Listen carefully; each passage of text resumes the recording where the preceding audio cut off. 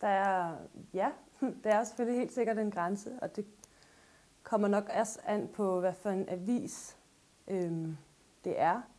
Der er måske nogle aviser, som gerne vil vise noget mere eksplicit end andre, og det kommer selvfølgelig også an på igen, hvilke læsere der er.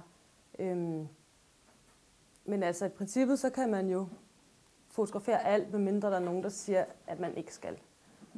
Og så er det jo efterfølgende, man så må se, om der er nogle af billederne, der måske er for meget. Men et eksempel kunne være, for nogle år tilbage var der en dreng ude i Kødbyen, der blev stukket ned. Og så Politikens fotograf Jakob Erben fik lov at følge hele sådan familien, og fik lov, altså, der var rigtig mange presse til hele den der begravelse, som man får lov til at fotografere. Og de bliver så ved med at fotografere, da moren hun går fuldstændig, altså begynder at råbe og skrige, og har nærmest lyst til at kaste sig ned i graven til sin søn. Og det tror jeg, der var mange, der syntes var for meget på det tidspunkt, men det handlede også om, at okay, vi skal også vise, at det er slemt det her. Det er slemt at miste sin søn, og vi skal vise, at det er så slemt, så man ikke kan være i sig selv, og det er okay. Så på den måde, så kan man også godt bruge de billeder, som nogen måske synes er for meget, til også at rykke lidt ved folk.